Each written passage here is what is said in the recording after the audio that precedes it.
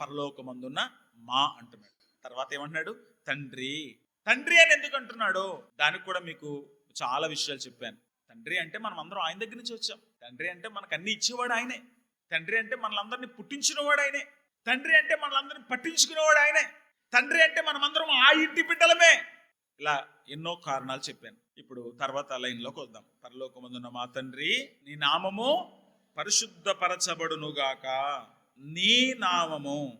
జెసి Riley అనేటువంటి ఒక దైవజనుడు ఈ పదాన్ని ఇలా వివరిస్తారు. నీ నామము అన్నప్పుడు దేవుడు తనను తాను ప్రత్యక్షపరుచుకున్న గుణలక్షణాల మొత్తంగా, అనగా ఆయన శక్తి, జ్ఞానము, పరిశుద్ధత, నీతి, న్యాయము, కనికరము మరియు సత్యము అన్నిటినీ కలిపి నామము అని అర్థం చేసుకోవాలి అంటాడు. దేవుని నామము దేవుని వ్యక్తిత్వానికి ప్రతీకగా నిలుస్తుంది. మీరు మాస్టర్ గారు అంటారు కొంతమందిని. అంటే అర్థం ఏంటి? ఈయన అన్ని చదువుకున్నాడు, మనకు పాఠాలు చెప్తాడు. డాక్టర్ గారు అంటాం. అంటే అర్థం ఏంటి? ఈయనకి వైద్యం తెలుసు, రోగానైనా తగ్గిస్తాడు అని. అంటే ఆయనకున్నటువంటి ఎన్ని డిగ్రీలు ఉన్నాయో ఆయన చూడం మనం. ఈయనకి వైద్యం తెలుసు కనుక డాక్టర్ గారు అంటాం. ఈయనకి పాఠాలు చెప్పగలరు కనుక మాస్టర్ గారు అంటాం. ఈయన ప్రభుత్వాన్ని శాసిస్తున్నాడు కనుక మంత్రి గారు అంటాం. శాఖ ఇచ్చిన తర్వాత అప్పుడు ఆ శాఖ ఏంటో చెప్పుకుంటాం. కానీ మన దగ్గరికి ఎవరైనా ఒకరు వచ్చారు అనుకోండి, పశువుల శాఖ మంత్రి గారు వచ్చారు అని అనం, మంత్రి గారు వచ్చారు అంటాం. అవునా? అలా అంటారా? లేకపోతే ఎక్కడికైనా మంత్రి గారు వచ్చాడు అనుకోండి, ఏమండి ఇదిగోండి నీటిపారుదల శాఖ మంత్రి వచ్చాడు అనను, మంత్రి అంటాం. ఒకే టైటిల్ వాడతాం. ఆ తర్వాత వివరాల్లోకి వెళ్తే వాళ్ళ శాఖ ఏంటో తెలుస్తుంది. సో మంత్రి అన్నప్పుడు వాళ్ళకు ఉన్నటువంటి ఆ వివరాలన్నీ మనసులో పెట్టుకుని చెప్తున్నాం, కానీ పైకి చెప్పం. అలాగే మనం నామము అంటున్నప్పుడు దేవుణ్ణి మొత్తంగా మన మనసులోకి తెచ్చుకుంటున్నాం. సంపూర్ణమైనటువంటి శక్తి సామర్థ్యాలు కలిగిన వాడు. ఆదికాండం 17:1 నేను సర్వశక్తి గల దేవుడిని అని చెప్పుకున్నాడు. నామము అన్నప్పుడు ఆ సర్వశక్తిమంతుడిని తలుచుకుంటున్నాం. నామము అన్నప్పుడు సర్వజ్ఞానము కలిగినటువంటి దేవుడు. దానియేలు 2వ అధ్యాయంలో ఆయన అనంత జ్ఞాని యొక్క దేవుడుగా తెలియపరుచుకున్నాడు. పరిశుద్ధత కలిగినటువంటి దేవుడుగా. నామము అన్నప్పుడు పరిశుద్ధతను గుర్తు చేసుకుంటాం. యెషయా గ్రంథం 6వ అధ్యాయంలో పరిశుద్ధుడు పరిశుద్ధుడు పరిశుద్ధుడు అని దేవారాత్రములు గాన ప్రతిగానాలతో ఆరాధించబడుచున్న దేవుడు వెంటనే మైండ్లోకి వస్తున్నాడు. నామము అన్నప్పుడు నీతి న్యాయములు కలిగినటువంటి యెహోవాను జ్ఞాపకం చేసుకుంటున్నాం. 68వ కీర్తన 5వ చరణం. తండ్రి లేని వారికి తండ్రి, విధవరాండ్రకు ఆయన న్యాయకర్త అయినటువంటి దేవుడని.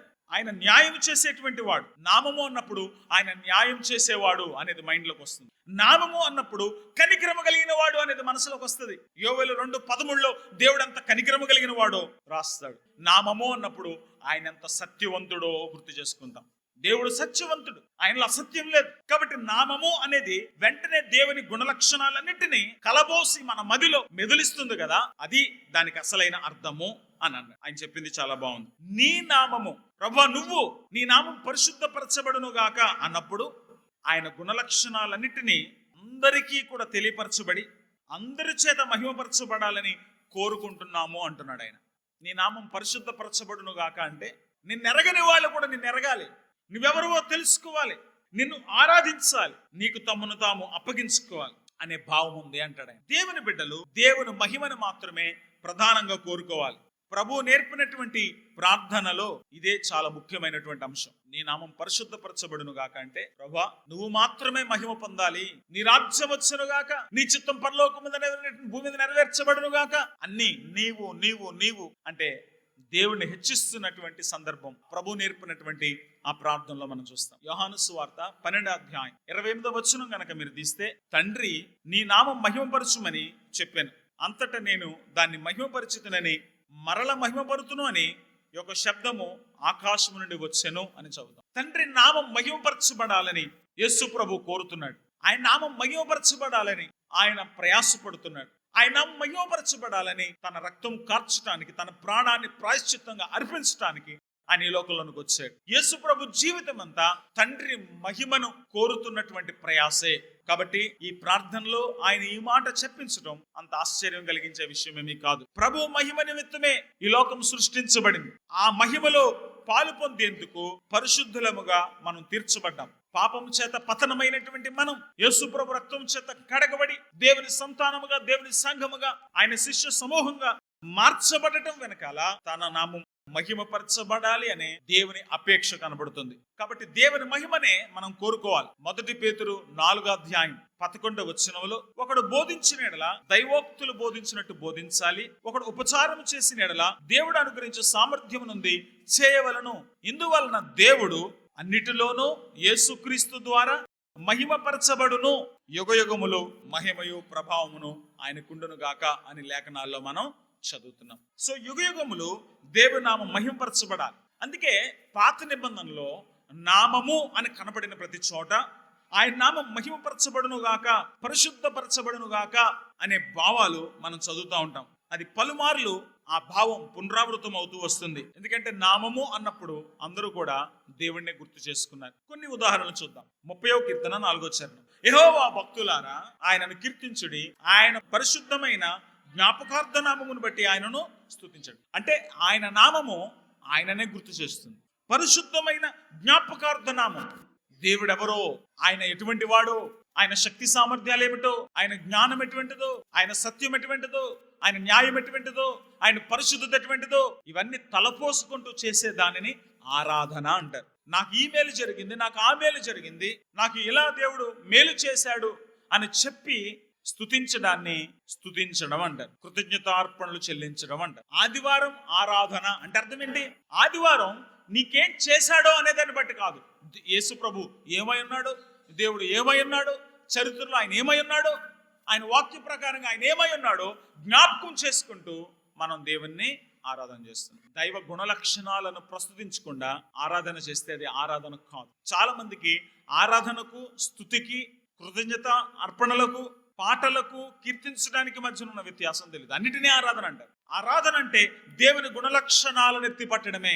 కాబట్టి నీ పరిశుద్ధ నామము ఆయనను కీర్తించుడి, ఆయన పరిశుద్ధమైన జ్ఞాపకార్థ నామం. ఆయన నామం వేరు కాదు, ఆయన నామము అంటే ఆయనే. 97వ కీర్తన 12వ చరణం, నీతిమంతులారా యెహోవా యందు సంతోషించుడి, ఆయన పరిశుద్ధ నామమును బట్టి ఆయనకు కృతజ్ఞతాస్తుతులు చెల్లించండి. అంటే ఆయనకున్న ఖ్యాతిని బట్టి, ఆయనకున్న గుణలక్షణాలను బట్టి మీరు ఆయనను స్తుతించండి, కీర్తించండి, కృతజ్ఞతాస్తుతులు చెల్లించండి. ఆయన ఎవరో దాన్ని బట్టి, ప్రభా నువ్వు కృపగల దేవుడు నాయన, అందుకే నేను లయము కాలేదు, నువ్వు జాలిగల దేవుడు నాయన, అందుకే నేను ఇంకా సజీవంగా ఉన్నాను.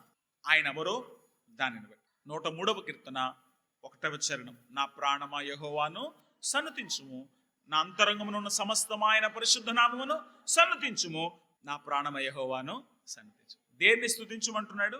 ఆయన పరిశుద్ధ నామము. కానీ అదే వచనంలో ఏం చెప్తున్నాడు? నా ప్రాణమా యెహోవాను. తర్వాత లైన్లో ఏమంటున్నాడు?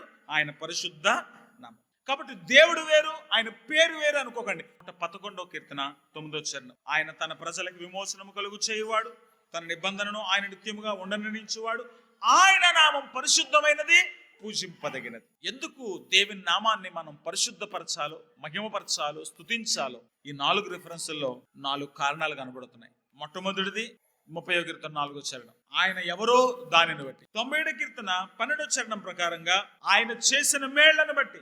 103వ కీర్తన 1వ చరణం ప్రకారంగా ఆయన చేసిన ఉపకారములను బట్టి. 111వ కీర్తన 9వ చరణం ప్రకారంగా ఆయన ఇచ్చినటువంటి విమోచన బట్టి. ఇవన్నీ కూడా ఆయనను ప్రస్తుతించేటువంటి పదాలే. ఇవాళ ప్రభుని ఆరాధించడానికి వచ్చారు.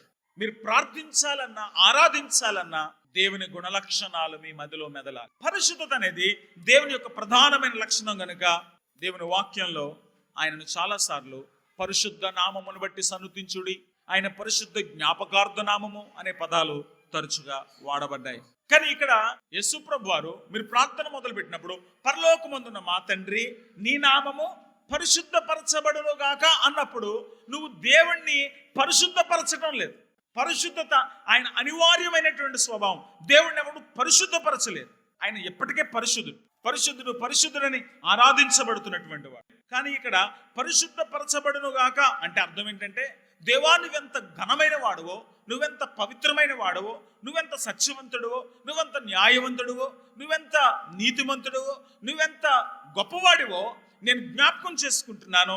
దానికి తగిన విధంగా నేను తల వంచి నీకు వందనాలు చెల్లిస్తున్నాను అని చెప్పడం పరిశుద్ధపరచబడును గాక అంటే. నీకు తగిన మహిమ గౌరవములు నీకు కలుగును గాక అని చెప్పడం. దేవుడికి చెల్లించవలసినవి దేవునికి చెల్లించే భావన ఆ పదంలో ఉంది. యెషయా గ్రంథం 29:23. ఆయన సంతానపు వారు తమ మధ్య నేను చేయు కార్యమును చూచినప్పుడు నా నామం పరిశుద్ధపరచుదురు, యాకోబు పరిశుద్ధ దేవుని పరిశుద్ధపరచుదురు, ఇశ్రాయేలు దేవునికి భయపడుదురు. ఈ వచనం చదివితే పరిశుద్ధపరచడం అంటే ఏంటో మీకు అర్థమైపోతుంది. పరిశుద్ధపరచడం అంటే దేవుని మహిమపరచడం. యాకోబు పరిశుద్ధ దేవునిని పరిశుద్ధపరచుదురు, ఇశ్రాయేలు దేవునికి భయపడుదురు. ఈ వచనం అర్థమైతే పరిశుద్ధపరచబడును గాక అంటే ఏంటో మీకు అర్థమైపోతుంది. ఇది అర్థం కాకపోతే మీకు యేసు ప్రభువు వారు నీ నామం పరిశుద్ధపరచబడును గాక అని ఎందుకన్నాడు మీకు అర్థం కాదు. ఇది అర్థం అవడానికి మీకు కొన్ని విషయాలు చెప్తాను. మనందరం పాపులం. మన పాప స్వభావం వలన చర్చికి వస్తున్నాము, వెళుతున్నాము, బైబిల్ పట్టుకుంటున్నాము, తిరుగుతున్నాము, ప్రార్థనా కూడికలకు వస్తున్నాము, వెళుతున్నాము. మనం చేసేటువంటి చిందర వందర పనుల వల్ల, మనం చేసేటువంటి పాప పనుల వల్ల దేవుని నామానికి అవమానం కలుగుతుంది. వీళ్ళు క్రైస్తవులండి, వీళ్ళ ఒక్కళ్ళలో కూడా పద్ధతి ఉండదు, వీళ్ళ దేవుడు ఇటువంటి వాడే అనుకుంటా, అందుకని వీళ్ళు ఎలా ఉన్నారని మనలను బట్టి దేవుని నామం దూషించబడే పరిస్థితి ఇప్పుడు ఎలాగైతే ఏర్పడుతూ వస్తుందో, పూర్వకాలం కూడా ఇశ్రాయేలీయుల ప్రవర్తనను బట్టి దేవుని నామం అవమానపరచబడింది. సన్హెరీబు వచ్చి హిజ్కియా రాజు ముందు నిలబడి ఏమంటున్నాడు? నీ దేవుడు కొండలకు దేవుడు, మీ దేవుడు బయటకు వస్తే రక్షించలేడు, అందుకని నువ్వు ఇక్కడ ఉంటున్నావు. నేను అనేకమైనటువంటి దేశాలను నాశనం చేశాను, అంత సామర్థ్యం కలిగిన దేవతల్ని నమ్ముతున్నాను. నీ దేవుడు పనికిమాలినోడు, నీ దేవుడు నిన్ను ఏం చేయలేడు గనక నువ్వు ఇంట్లో కూర్చొని ఏడుస్తున్నావు అని దేవుని పైన రంకెలు వేశాడు. అప్పుడు దేవుడు యెషయా ప్రవక్త ద్వారా ఒక వర్తమానం పంపించాడు. నువ్వు వేస్తున్న రంకెలు నా చెవిలోకి వచ్చాయి, నా మీద నిర్లక్ష్యంగా మాట్లాడతావా, నాకు వ్యతిరేకంగా మాట్లాడతావా, నీ ముక్కు గాలం తగిలించి నేను వెనక్కి తీసుకువెళ్తాను, నేను ఖచ్చితంగా నాశనం చేస్తానని దేవుడు మాట్లాడాడు. యెషయా గ్రంథం 37:29. నా మీద నీ 1000 రంకెలను, నువ్వు చేసిన కలహమును నా చెవుల్లో జొచ్చెను, నా గాలం నీ ముక్కునకు తగిలించెదను, నా కళ్ళెము నీ నోట్లో పెట్టి నేను మళ్లించెదను, నీ వచ్చిన మార్గమును నేను మళ్లించెదను అని దేవుడు మాట్లాడాడు. నువ్వు ఎవరికి వ్యతిరేకంగా మాట్లాడుతున్నావు, ఏమనుకుంటున్నావు నా గురించి అంటున్నాడు. 23వ వచనం. ఇశ్రాయేలు పరిశుద్ధ దేవునినే కదా నీవు గర్వించి ఎవరిని భయపెట్టితివి, నీవు ఎవరిని తిరస్కరించితివి, ఎవరిని దూషించితివి, నీవు గర్వించి ఎవరిని భయపెట్టితివి. ఇశ్రాయేలు పరిశుద్ధ దేవునినే కదా. తన నామాన్ని ఇప్పుడు ఆయన పరిశుద్ధపరచుకున్నాడు. ఎలా పరిశుద్ధపరచుకున్నాడు దేవుడు? ఆ తర్వాత వచనాల్లో మీరు చూసినప్పుడు తన మీద అంత నిర్లక్ష్యంగా మాట్లాడినటువంటి ఆ అష్షూరు రాజుని దేవుడు అక్కడి నుంచి వెనక్కి పంపేశాడు. నువ్వేం చేయలే, వెనక్కి పోతారో నువ్వు అని చెప్పాడు. వాడు వెనక్కి వెళ్ళిపోయాడు. అతని సైన్యాన్ని దేవుడు అక్కడే సంహరించేశాడు. 36 వచనాలు. అంతటి యెహోవా దూత బయలుదేరి అష్షూరు వారి దండుబేటలో 185,000 మందిని మొత్తెను. ఉదయమున జనులు లేవగా వారందరూ మృత కళేబరములుగా ఉండిరి. అష్షూరు రాజు అయిన సన్హెరీబు తిరిగిపోయి నినివే పట్టణమునకు వచ్చి నివసించిన తర్వాత అతడు నిస్రోకు అను తన దేవత మందిరమందు మ్రొక్కుచుండగా అతని కుమారులైన అద్రమ్మెలెకును షెరెజెరును ఖడ్గముతో అతన్ని చంపి అరారాతు దేశంలోనికి తప్పించుకొని పోయాడు. దేవుడు ఎలా పరిశుద్ధపరుచుకున్నాడు? తన గురించి అవమానంగా మాట్లాడాడు, వాడిని వెనక్కి పంపించాడు, వాడి సైన్యాన్ని చంపేశాడు, వాడే చర్చలా చేశాడు. ఇప్పుడు ఈ చరిత్ర చదివిన వాళ్ళకి ఎవరిని పొగుడుతారు, ఎవరిని ఆరాధిస్తారు? అమ్మో, యెహోవా దేవుడు రా నాయన, ఆయన పరిశుద్ధ దేవుడు, రోషం కలిగిన దేవుడు, ఈ దేవుడితో పెట్టుకోకూడదు అనుకుంటారు. దేవుడు అంటున్నాడు యెషయా గ్రంథం 29:23లో, ఇశ్రాయేలు దేవునికి భయపడడం ద్వారా వాళ్ళు పరిశుద్ధపరిచేటట్టు నేను చేస్తాను. అవును, చరిత్రలో అనేక సందర్భాల్లో ఇది జరిగింది. మొదటి సమూయేలు గ్రంథం చదివినప్పుడు అక్కడ కూడా ఏలీ అతని యొక్క 2 కుమారులు దేవునికి వ్యతిరేకమైనటువంటి వాళ్ళగా వాళ్ళు జీవిస్తూ దేవుని మందసం కలిగినటువంటి వాళ్ళు ఎంత జాగ్రత్తగా ఉండాలి. ఒకప్పుడు అహరోను కుమారులైన నాదాబు, అబీహులు వేరే అగ్ని పట్టుకొచ్చారని దేవుడు వాళ్ళని కాల్చి చంపేలేదా? ఒకప్పుడు కోరహు అతని సంతానం దుప్పర్తులు పట్టుకొస్తే వాళ్ళని చంపేలేదా? కాబట్టి ఎంత జాగ్రత్తగా ఉండాలి వీళ్ళు. కానీ ఏలీ అన్నటువంటి వాడు చాలా నిర్లక్ష్యంగా భక్తి చేస్తున్నాడు, సేవ చేస్తున్నాడు. యాజకుడితను అతని కుమారులు దేవాలయానికి వచ్చేటువంటి వాళ్ళతో వ్యభిచారం చేయడం, దేవాలయానికి తెచ్చేటువంటి కానుకలు దోచుకోవడం చాలా దౌర్భాగ్యంగా చేస్తున్నారు. అప్పుడు చుట్టూ ఉన్నటువంటి వాళ్ళకి దేవుడు అంటే ఒక చులకన భావం వచ్చేస్తుంది. ఈ దేవుడు చాలా భయంకరుడు అనుకున్నాం, ఈ దేవుడు ఏదైనా తప్పు చేస్తే ఊరుకోడు అనుకున్నాం. పాస్టర్ గారు విచ్చలుడిగా ప్రవర్తిస్తున్నాడు, ఆ పాస్టర్ గారు పిల్లల విచ్చలుడిగా ప్రవర్తిస్తున్నారు, వాళ్ళ దేవుడి దగ్గర ఏమీ లేదురా, వాళ్ళ దేవుడు ఏం కాదురా అనేటువంటి చులకన భావం ఏర్పడతాం. దేవుడు చూచాడు, సహించాడు, హెచ్చరించాడు.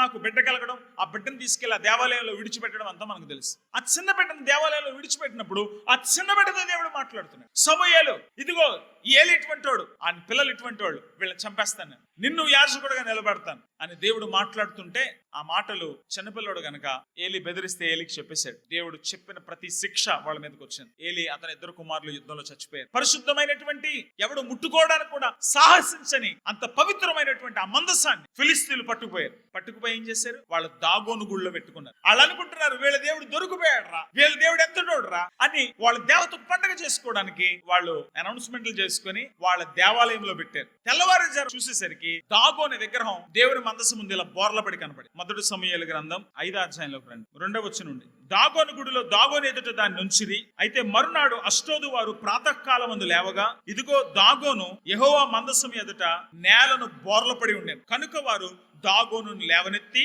వాని స్థానముందు మరలా ఉంచి. ఇదేట్రా బొమ్మ, మన విగ్రహం పడిపోయిందేంటి, మనం సరిగ్గా నిలబట్టలేదేమో, ఏదో జరిగిందేమో అనుకున్నారు తప్ప నిలబడిన విగ్రహం ఎందుకు సాగిలు పడినట్టుగా మందసం ముందు పడింది అని అనుకోలే. బుద్ధి లేనోళ్ళు దాన్ని మళ్ళీ నిలబెట్టారు. ఇక వాళ్ళ కార్యక్రమాల్లో వాళ్ళ హడావిడిగా ఉన్నారు. ఇశ్రాయేల్ ఓడిపోయారు, వాళ్ళ దేవుడు దొరికిపోయాడు అనుకుంటున్నారు వీడు. కానీ ఆ దేవుడు ఎంత పరిశుద్ధుడో, ఎంత అత్యున్నతుడో, ఎంత సమీపంపురాను తేజస్సుమజన వసించేవాడో వాళ్ళకి ఇంకా అర్థం కాలే. ఆ నెక్స్ట్ రోజు మళ్ళీ వచ్చేసరికి ఏం జరిగింది చూడండి, 4వ వచనం. ఆ మరునాడు వారు ఉదయముననే లేవగా దాగోను యెహోవా మందసం ఎదుట నేలను బోర్లపడి ఉండెను. దాగోను యొక్క తలయు 2 అరచేతులను తెగవేయబడి గడప దగ్గర పడి ఉండెను. వాని మొండెం మాత్రం వానికి మిగిలి ఉండెను. శరీరం మాత్రమే ఉంది, తలక ఒక చోట, కాళ్ళు చేతులు ఒక చోట.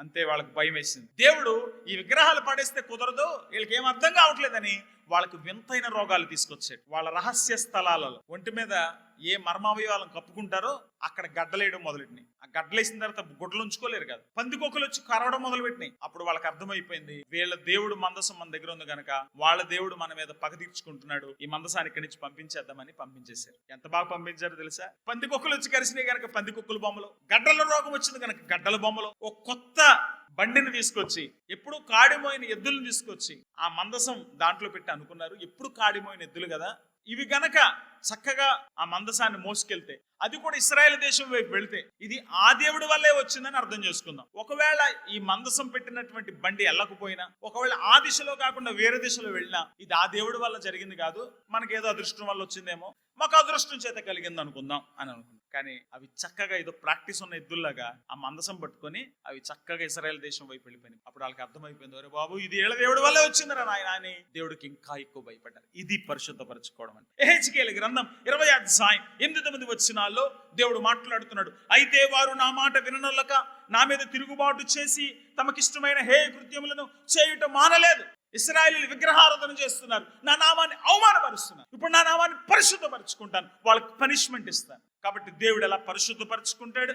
తన ప్రజలను క్రమశిక్షణ పరచడం ద్వారా, తన ప్రజలకు బుద్ధి చెప్పడం ద్వారా, లేక తన ప్రజలు పాపం చేయడం వల్ల చుట్టూన్న ప్రజలు ఏ దేవుడైతే చులకనగా మాట్లాడారో వాళ్లను శాసించడం ద్వారా, వాళ్ళని గెలవడం ద్వారా, వాళ్ళను భయపెట్టడం ద్వారా తన నామాన్ని ఆయన పరిశుద్ధపరచుకుంటాడు. దేవుడు నామం పరిశుద్ధపరచబడును గాక అనే మాటలంటే సరిపోలేదు. ఆ నామం పరిశుద్ధపరచబడాలి అంటే నువ్వు ఆయనకు భయపడాలి, నువ్వు ఆయనకు అనుకూలంగా జీవించాలి. యెహెజ్కేలు గ్రంథం 20వ అధ్యాయం 9వ వచనం. అయితే ఏ అన్యజనుల ఎదుట నన్ను నేను బయలుపరుచుకుంటున్నాను, ఏ అన్యజనుల మధ్యలో వారుండిరో వారున్న అన్యజనుల ఎదుట వారికి నన్ను బయలుపరుచుకుంటేనే నా నామ ఘనత కొరకు నేను వారిని ఐగుప్తు దేశంలో నుండి రప్పించింది. ఫరో ముందు దేవుడు ఎందుకు అద్భుతాలు చేశాడు? ఫరో సైన్యాన్ని ఓడించి ఇశ్రాయేలును అక్కడి నుంచి ఎందుకు బయటికి తీసుకొచ్చాడు? తన నామం పరిశుద్ధపరచుకోవడానికి. చరిత్రలో దేవుడు ఏ కార్యాలు చేసినా ఆయన మహిమ నిమిత్తమే, ఆయన మహిమకు